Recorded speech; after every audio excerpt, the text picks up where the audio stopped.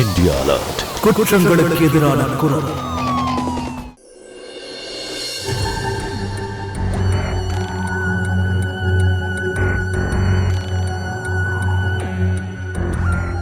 Excuse me,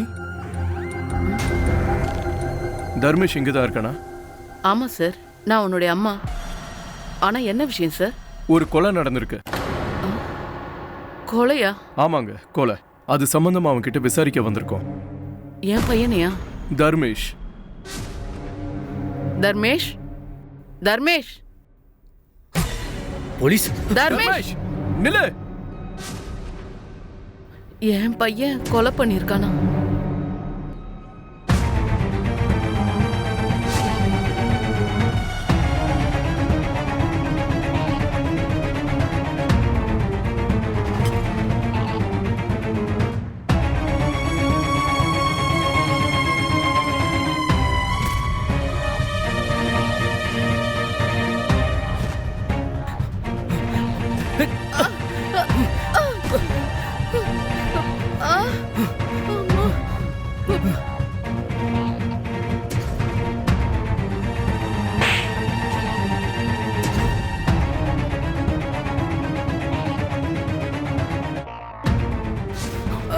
இப்போ அது உண்மையை சொல்லவே மாட்டியாடா?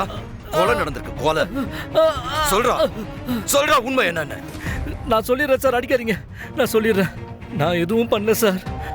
அன்னைக்கு என்னன்னா, ரமேஷோட வீட்டில் பப்புவுக்கும் சுரேஷுக்கும் சண்டை நடந்தது கிச்சனில். அப்போ பப்பு என்னை கிச்சன்ல இருந்து வெளியே அனுப்பிட்டான் சார். நான் உண்மையை தான் சொல்கிறேன் சார். உங்களுக்கு நம்ப முடியலல்ல? நீங்கள் விமலா அத்தை கிட்ட கேளுங்க சார். அவங்களும் அன்றைக்கி கிச்சன்ல இருந்து என் கூட வெளியே வந்தாங்க சார். ஆனால் அதுக்கப்புறம் அங்கே என்ன நடந்துச்சுன்னு எனக்கு சத்தியமாக தெரியாது சார். நான் உண்மையை தான் சார் சொல்கிறேன். விமலா எங்களுக்கு வாக்குமூலம் கொடுத்துருக்காங்க, பப்பு தான் சுரேஷை கொண்டான்னு. சுரேஷை கொலை பண்ணிட்டேனா? சுரேஷோட படம் இங்க. சார் சார், விமலா ஒரு 1ஆம் நம்பர் ஃப்ராடு சார். அவள் 1ஆம் நம்பர். 1ஆம் நம்பர் என்ன? என்னடா 1ஆம் நம்பர்? சார் சொல்ல மாட்டல, சரிப்பட மாட்டான். இவனை பேச வைக்க சொல்றான் சார். சொல்லு சார் சொல்லு சார். வேண்டாம் சார். சார் வேண்டாம். உண்மையை சொல்லிடுறேன் சார். எல்லாத்தையுமே சொல்லிடுறேன் சார். சார் நான் எதுவும் பண்ணல சார். எல்லாத்தையும் பண்ணது அந்த விமலா தான் சார். அவ தான் சார் பப்புவை கொன்னா. நான் எதுவும் பண்ணல சார்.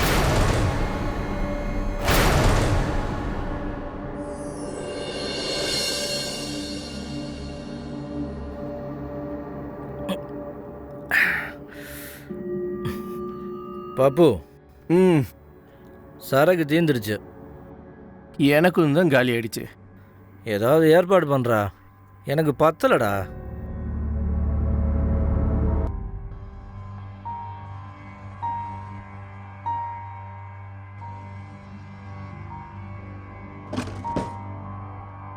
எங்க அம்மா இங்க தான் பணம் வைப்பாங்க, எங்க போச்சு?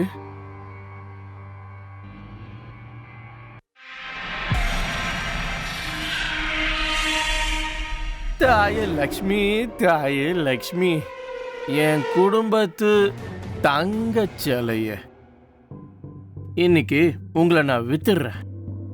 இன்னைக்கு நாள் இதை வச்சு சமாளிச்சிருவேன். லக்ஷ்மி தாயே நீ வாழ்க. அந்த சிலை எடுத்தங்க வையே. அம்மா வையின்னு சொல்றேன், வையே. தினமும் குடிச்சு குடிச்சு நம்ம வீட்டையே நாசம் பண்ணிட்டடா. இப்போ இந்த கடவுளையே விற்க போறியா? சிலைய குடுறா. சிலைய என்கிட்ட கொடுத்துடு. நான் உன்னை இந்த சிலைய விற்க விட மாட்டேன். குடுமா ப்ளீஸ்மா, எனக்கு வேணும்மா. விடு பப்பு, இங்க இருந்து முதல்ல நீ தள்ளி போ. போ பப்பு. பப்பு,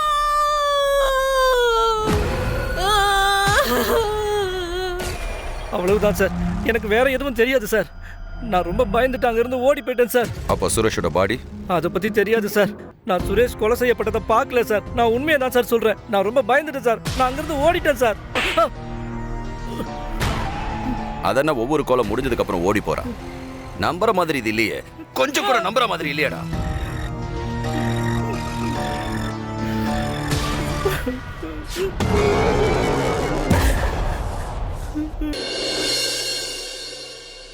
இந்த கேஸ் நம்மளை தேவையில்லாம சுத்த விட்டுட்டு இருக்க. முதல்ல பார்த்தா பப்பு சுமனை கொலை பண்ணியிருக்கான். அதுக்கப்புறம் அவரோட புருஷன் ரமேஷை அட்டெம்ப்ட் மர்டர் பண்ணியிருக்கான். விமலா சொன்னபடி பார்த்தா சுமனுக்கும் ரமேஷுக்கும் ஒத்து போகல. அவங்க டைவர்ஸ் பண்றதா இருந்தாங்க. சுமன் சுரேஷை காதலிச்சிருக்கா, அவனை கல்யாணம் பண்றதா இருந்தா.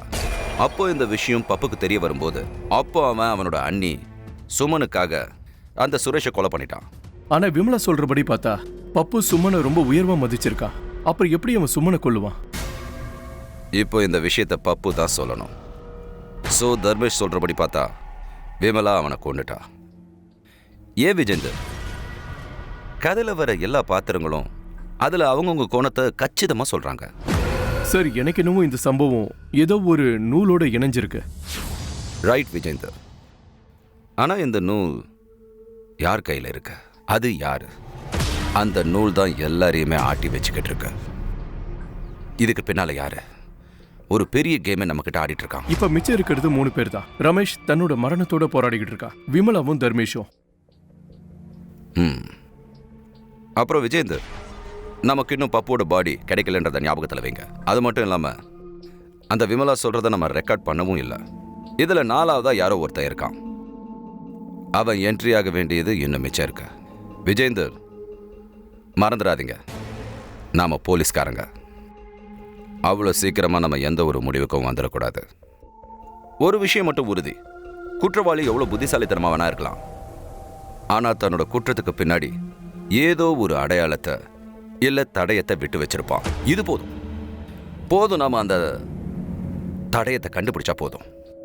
அப்புறம் பாருங்க, அவனே நேரடியாக நம்ம முன்னாடி வந்து நிற்பான்.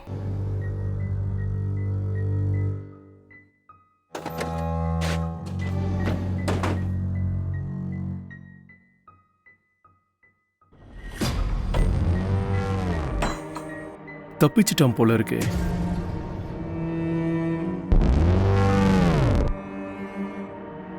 ஏய், இங்க வா. வணக்கம் சார். சொல்லுங்க சார். ஆமா, இந்த சுரேஷ் எங்க போனா? சுரேஷ் ரொம்ப நாளா ஆளையே காணும் சார். அவன் இங்க தனியா தான் தங்கியிருந்தான். சரி, கிளம்பு. வண்டி எடு.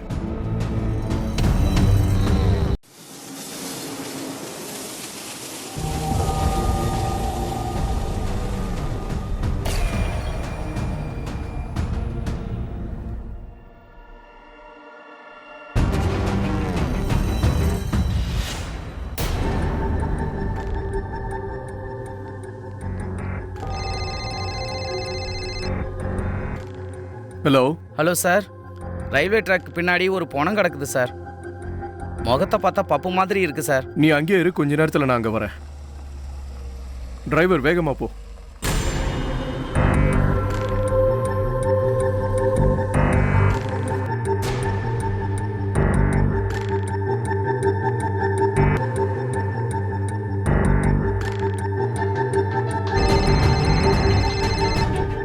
சொல்லுங்க சார், இன்ஃபர்மேஷன் கரெக்ட் தான். பப்புவோட பாடி தான் இது.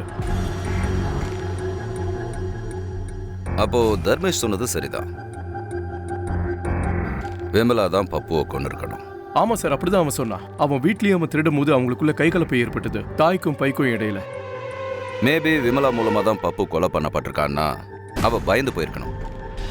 அப்புறம் போலீஸ் கிட்ட வந்திருக்கணும். அது இல்லாம நம்ம இன்ட்ராகேஷன்ல அவ உண்மையை சொல்லியிருக்கணுமே. ஆமா சார், ஆனா விமலாவை பார்த்தா ஒரு சாதாரண பொம்பளை மாதிரி தான் சார் தெரியுது. விஜேந்தர், நிச்சயமா அவன் நெஞ்செழுத்தக்காரியா தான் இருக்கணும். நீங்க சீக்கிரமா விமலா வீட்டுக்கு போங்க, நானும் அங்க வந்துடுறேன். Okay sir.